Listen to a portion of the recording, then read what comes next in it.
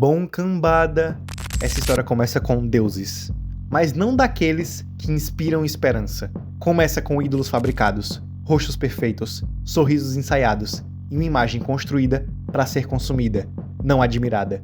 Porque aqui, o herói não nasce, ele é vendido. Eles voam pelos céus, salvam o dia, estampam capas de revista, comandam multidões. Mas por trás das câmeras, dos contratos e dos discursos bem ensaiados, existe algo podre, muito podre. Porque quando você tira o símbolo, sobra o homem. E quando você tira o homem, sobra o ego. Aqui, poder não é responsabilidade, é privilégio. Não existe moral, justiça, não existe linha a ser cruzada. Só existe a certeza de que ninguém pode tocar neles. São deuses entre homens, mas não porque merecem, e sim porque ninguém consegue pará-los. E no meio disso tudo, existem aqueles que enxergam a verdade. Não heróis, não salvadores, mas pessoas dispostas a fazer o que for preciso para derrubar quem nunca deveria ter subido. E isso não é uma história sobre esperança. É sobre queda, sobre imagem, sobre poder. E o que acontece quando ele nunca teve limites. Isso é The Boys.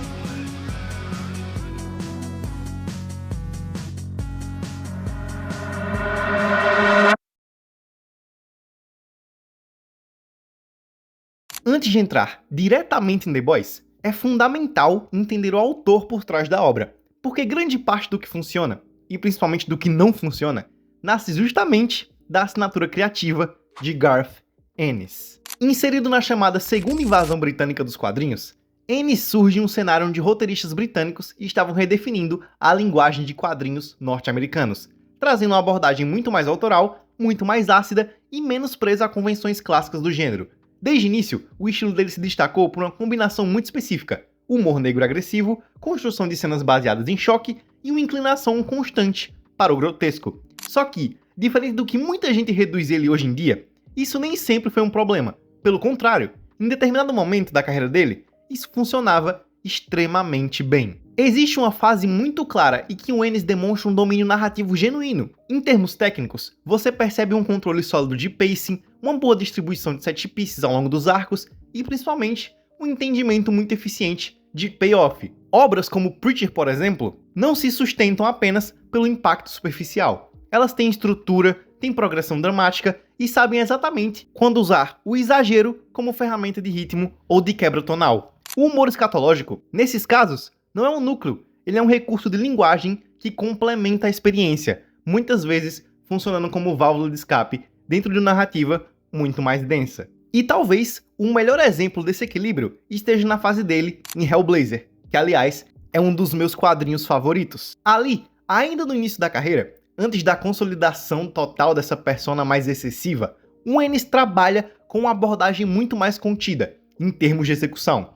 Existe uma preocupação visível com construção de arco, desenvolvimento psicológico e atmosfera. A violência e os elementos mais perturbadores não são tratados como clímax narrativo, mas como extensão do tom da obra, reforçando o horror e o conflito interno de seus personagens. É uma escrita que respeita o tempo da narrativa, que entende quando segurar e quando liberar, algo que mais pra frente se torna cada vez mais raro no seu trabalho. E é por isso que isso não é irrelevante, porque revela uma intenção muito diferente de Garth Ennis. Mas, antes de continuarmos, deixa eu me apresentar. Para você que não me conhece, meu nome é Gabriel, mas você pode me chamar de Biel, Bibo, Gabi ou como você preferir. Esse aqui é o meu canal. E já de início, por favor, deixa um like nesse vídeo, se inscreve aí embaixo, ativa o sininho para não perder nenhuma notificação, dá um hype nesse vídeo, comenta e, por favor, compartilha esse vídeo com seus amigos. Fez isso? Então vamos nessa. Em todo esse momento de início de carreira, existia uma prioridade clara para Ennis: contar uma boa história. O choque estava lá, mas ele é subordinado à estrutura. Existia progressão, existia consequência, existia construção temática. O leitor não estava simplesmente sendo bombardeado o tempo inteiro, ele estava sendo conduzido. Só que esse equilíbrio, aos poucos, começava a se perder. Depois de Preacher, que para muitos é o ápice criativo do Ennis e sem dúvida a obra que cristaliza sua identidade autoral, parece surgir um problema clássico de escalonamento criativo. Como superar algo que já levou seu estilo ao limite? E a resposta que ele encontra não é expandir, mas sim intensificar isso.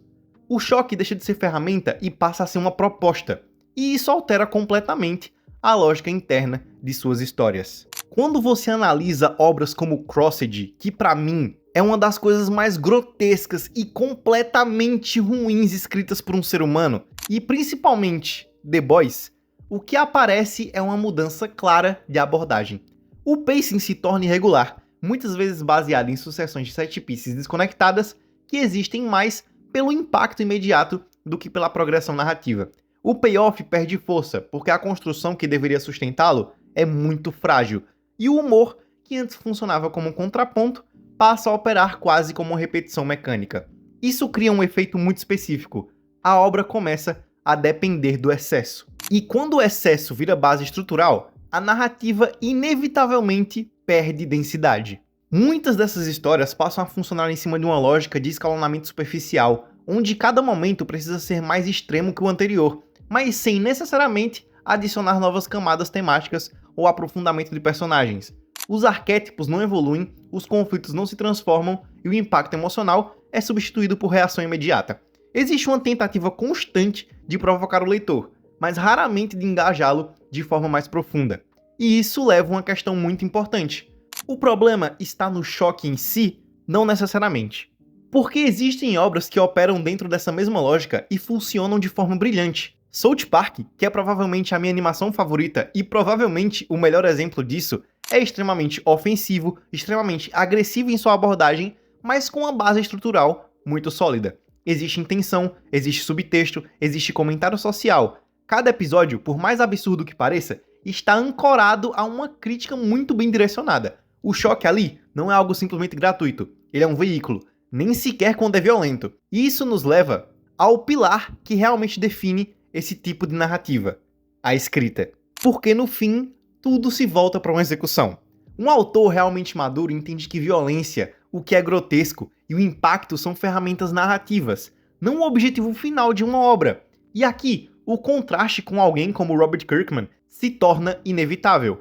Em obras como The Walking Dead, o uso da violência está completamente integrado à progressão de personagens e à construção de mundo. Cada evento extremo altera o status quo, redefine relações, gera consequência. Existe uma cadeia de causa e efeito, muito bem estabelecida em toda a obra. E é exatamente isso que falta em muitas dessas obras do Ennis. Porque quando não há construção, o choque perde a graça. Quando não há consequência, o impacto se esvazia. E quando não há intenção, tudo vira apenas excesso fraco. A intenção, por sua vez, define até o propósito de uma obra. No caso de South Park, existe sempre um direcionamento claro, uma crítica, uma sátira e um comentário social. 3 pilares muito fortes. Já em uma grande parte da fase mais tardia do Ennis, especialmente nos quadrinhos de The Boys, essa intenção se dilui. O que sobra é um acúmulo de situações extremas que nem sempre apontam para algo maior. O choque existe, mas não necessariamente comunica. E se existe um momento da carreira do Garfiennes em que essa lógica do excesso deixa de ser ferramenta e passa a comprometer diretamente a qualidade da obra, The Boys é provavelmente o exemplo mais evidente disso. A série surge justamente em uma fase em que o Ennis já parece completamente confortável com a própria imagem de autor provocador, mas ao mesmo tempo menos interessado em sustentar suas ideias com uma base narrativa sólida. Existe aqui uma sensação muito clara de desinteresse pelo próprio objeto que ele está escrevendo, como se, ao lidar com super-heróis, ele partisse do princípio de que o gênero é inerentemente infantil, e por isso não merecesse um esforço real de construção crítica. E isso é um problema estrutural, porque ao invés de desconstruir, a obra opta por reduzir. Tudo em The Boys gira em torno de uma lógica de deslegitimação completa do mito do super-herói, mas sem o cuidado de construir uma alternativa narrativa interessante.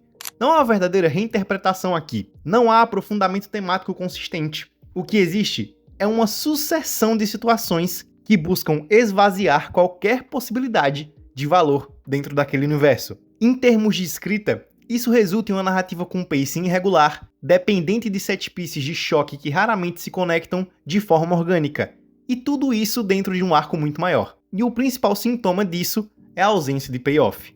A série se estende por dezenas de edições, mas sim uma progressão dramática proporcional. Muitos eventos existem apenas pelo impacto imediato, sem consequência real, sem reverberação dentro da estrutura narrativa. O choque não leva a nada, ele apenas se repete. E quando uma história desse tamanho se sustenta apenas nisso, o desgaste é algo inevitável. Em alguns momentos, o quadrinho até flerta com ideias que poderiam render uma crítica interessante, especialmente no que diz respeito à corrupção de poder, à indústria de celebridades e à hipocrisia institucional, mas essas ideias nunca são desenvolvidas com profundidade. Elas aparecem, são rapidamente substituídas por mais uma sequência de exageros e desaparecem sem deixar nenhuma marca. Falta consistência temática, falta intenção clara e falta disciplina narrativa. E isso se conecta diretamente com um problema muito recorrente nesse quadrinho: a dependência quase total do humor baseado em excesso. Grande parte das piadas da HQ e de alguns temas que ela aborda giram em torno de situações de cunho sexual tratadas de forma extremamente superficial e repetitiva. Não existe uma construção de timing cômico, não existe variação de abordagem, existe apenas uma repetição mal feita. E em muitos casos, esse tipo de conteúdo ultrapassa o limite do desconfortável e entra num território de completo esvaziamento narrativo. Situações de abuso são utilizadas não como elementos dramáticos, mas como ferramentas de impacto barato, sem o peso, a consequência ou o cuidado que esse tipo de tema exige. E é aqui que a obra começa a revelar ainda mais outro problema muito mais profundo. Porque quando esse tipo de abordagem se torna recorrente, ela deixa de ser apenas uma escolha estética e passa a indicar uma limitação na própria escrita. Existe uma tendência constante de colocar personagens, especialmente personagens femininas, em posições de degradação, muitas vezes reduzidas a funções narrativas extremamente simplificadas. Falta agência, falta desenvolvimento e, principalmente, falta complexidade. Elas deixam de ser personagens e passam a simplesmente ser dispositivos dramáticos. E isso não se limita só apenas à representação feminina. A HQ também apresenta, em diversos momentos, uma abordagem problemática em relação a personagens e temas ligados à sexualidade. Existe uma recorrência de piadas que utilizam estereótipos de forma rasa, muitas vezes associando orientação sexual a desvios de caráter, ou utilizando essas características como base para humor depreciativo. Não há construção, não há nuance, apenas uma caricatura muito mal feita. Isso compromete ainda mais qualquer tentativa da obra de se posicionar como uma crítica inteligente ou relevante. Porque crítica exige direcionamento e exige intenção, exige responsabilidade na forma como se constrói significado. E The Boys nos quadrinhos falha justamente nisso tudo. Os quadrinhos não são uma obra que desafia um leitor, ele apenas o bombardeia. Não existe uma construção real de tensão narrativa, não existe uma progressão temática consistente, não existe o equilíbrio entre forma e conteúdo, não existe desenvolvimento interessante de personagens. O que poderia ser uma desconstrução interessante do gênero se torna uma repetição exaustiva de excessos que, com o tempo, perdem completamente o impacto. E isso é o que mais enfraquece a obra, porque no momento que o choque deixa de surpreender, ele revela o vazio que está por trás disso tudo. Ótimos argumentos, mas uma execução tão podre e péssima que faz com que a obra simplesmente seja grotesca, não só por dentro, mas por fora. No fim, tanto The Boys e até Crossed, por exemplo, acabam representando esse ponto da carreira do Ennis em que a ideia do adulto se confunde com o exagero pelo exagero, onde o grotesco deixa de ser linguagem e passa a ser limitação, onde a provocação não constrói, mas sim apenas desgasta. E é justamente por isso que o mais interessante disso tudo não está aqui, mas sim no que veio depois. São raríssimos os casos em que uma adaptação consegue não apenas melhorar o material original, mas reinterpretá-lo com um nível de consciência que o próprio original nunca teve. The Boys é exatamente isso. Não uma simples transposição, mas uma reconstrução completa de linguagem, estrutura, direção e, principalmente, de intenção. Porque o que a série faz aqui não é só corrigir o quadrinho. Ela entende o que o quadrinho tentou ser e entrega aquilo de forma muito mais madura. Diferente dos quadrinhos que surgem em um momento onde a desconstrução dos super-heróis já estava se tornando um território muito saturado, a série aparece em um cenário muito mais específico e, ironicamente, muito mais fértil. O gênero já não está mais em ascensão, ele está consolidado, dominante e até quase intocável. E é justamente nesse ponto de saturação que a série encontrou o seu espaço. Porque agora a sátira não é só uma escolha estética, ela era uma necessidade na época. E o mais importante é como essa sátira foi construída. Ao contrário do quadrinho, onde a crítica muitas vezes se perde no excesso e na repetição muito ruim, a série organiza suas ideias dentro de uma estrutura narrativa muito mais sólida. Existe controle de pacing, existe progressão de arco, existe uma direção muito boa, existe um uso muito mais consciente de setup e payoff. Nada está ali apenas para causar reação imediata. Existe um encandeamento, uma lógica interna e tudo isso sustentando cada decisão. Nos quadrinhos, grande parte dos eventos funcionam de forma isolada. São momentos pensados para impactar, mas que não reverberam dentro da narrativa. Eles não alteram significativamente o status quo de nada, não transformam os personagens de maneira consistente e raramente constroem tensão a longo prazo. Já na série, tudo está conectado, cada ação gera desdobramento, cada escolha tem peso e cada conflito empurra a história para frente. E isso muda completamente a experiência, porque quando existe consequência, existe continuidade, e quando existe continuidade, existe envolvimento real. Outro ponto fundamental é o controle tonal. A série demonstra um entendimento muito mais refinado da própria linguagem. A violência e o humor continuam presentes, e de forma muito marcante, mas agora são utilizados com precisão. Existe uma modulação clara, uma cadência narrativa que alterna construção e ruptura. E o impacto disso tudo não vem de repetição, ele vem dos momentos certos. E isso faz com que cada cena mais extrema realmente funcione, diferente dos quadrinhos, onde o excesso constante acaba diluindo o próprio efeito. Aqui o choque ainda surpreende, ainda incomoda e ainda tem função dentro da narrativa. Isso tudo graças ao ritmo, à direção e o domínio da linguagem. E é exatamente esse domínio que permite que a série vá muito além da superfície, porque quando você entra nos personagens, a diferença se torna ainda mais evidente. A adaptação faz um trabalho de reconfiguração narrativa extremamente incrível, transformando figuras que antes eram quase caricaturas em personagens com densidade, ambiguidade e progressão psicológica. O Billy Bruto deixa de ser apenas um vetor de violência ruim e passa a operar dentro de um arco de obsessão, trauma e contradição moral. O Capitão Pátria deixa de ser só uma paródia ruim e se torna uma presença dramática complexa, construída com base em segurança, necessidade de validação e poder absoluto. E isso não acontece por um acaso do destino, isso é resultado de construção. Existe também um cuidado muito maior com o desenvolvimento de personagem, com construção de relações, com estabelecimento de motivações claras. Os vínculos emocionais são reais, os conflitos têm consequência, e o espectador passa a se envolver com aquilo, de uma forma que os quadrinhos nunca conseguiram proporcionar. E isso se estende para o campo temático da série. Ainda que muitas ideias centrais já tenham sido exploradas em outras obras, a série se destaca pela forma como articula esses temas dentro do contexto contemporâneo. A influência da mídia, a manipulação de narrativas, o papel da internet, o uso da fé como ferramenta de controle, a guerra como engrenagem econômica, tudo isso é incorporado de maneira orgânica à trama. Existe subtexto, comentário social e muita intenção ali.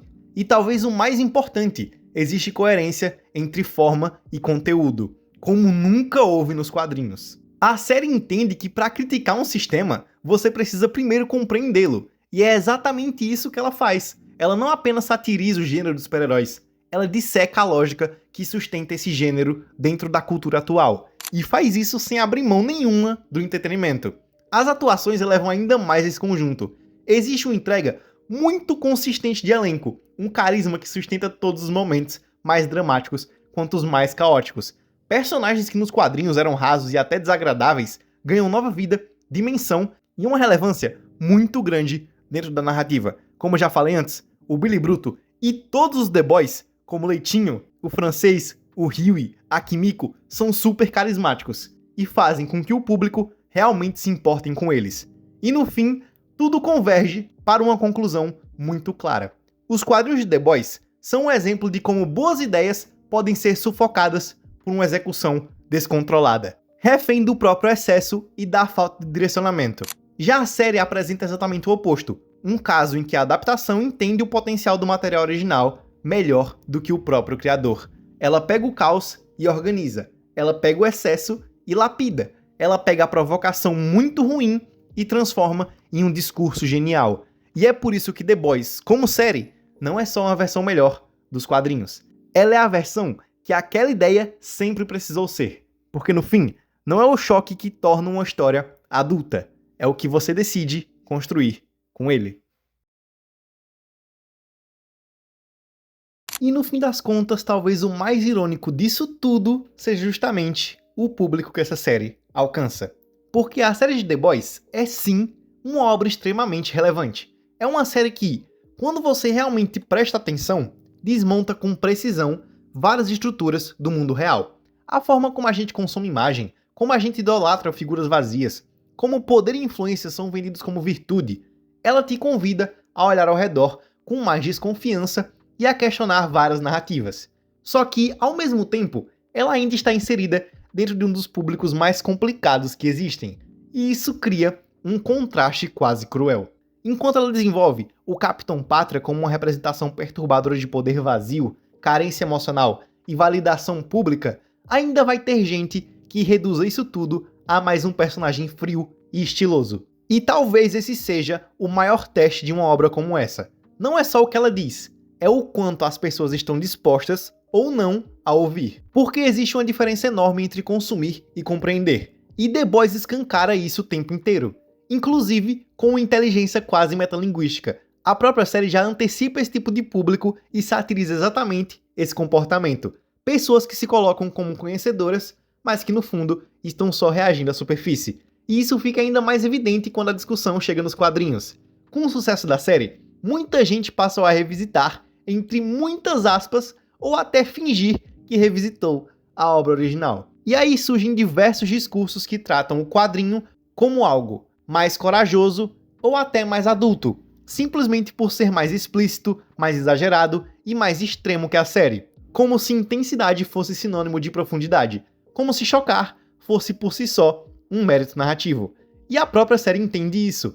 Ela não só melhora o material original, ela comenta sobre esse tipo de leitura superficial. Ela critica esse olhar que confunde excesso com maturidade, que reduz complexidade a impacto imediato. E talvez seja por isso que essa adaptação funcione tão bem, porque ela não subestima o espectador, mas também não ignora que muitos vão entender tudo errado. Agora, com a história caminhando para sua última temporada, existe uma sensação muito clara de fechamento, não só de trama, mas de proposta. Porque mais do que contar uma história sobre super-heróis, The Boys construiu uma narrativa sobre o mundo que criou esses heróis, e principalmente sobre o público que os consome. E eu não poderia estar mais ansioso para ver como isso tudo vai terminar. Porque no fim, para mim, The Boys nunca foi sobre só super-heróis.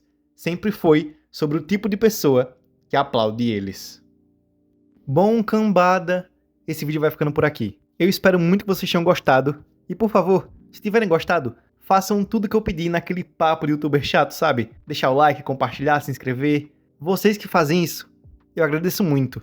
Vocês que fazem isso valer a pena. De verdade, eu agradeço cada um de vocês que fazem isso pra me ajudar. Apesar do quadrinho de The Boys me causar repulsa, essa série realmente é algo super interessante e vale muito a pena ser assistida. De verdade, uma das melhores produções que eu já vi, não só da Amazon Prime, mas desse meio maluco de heróis que a gente tem atualmente. Escrever esse roteiro foi estressante. Fazer a narração desse vídeo foi estressante. E editar tá sendo até mais ainda. Mas eu sei que no final, tudo sempre vale a pena. Porque de verdade, compartilhar os meus pensamentos com vocês é sempre uma honra. Dito isso, até a próxima. E como sempre, que a força esteja com vocês.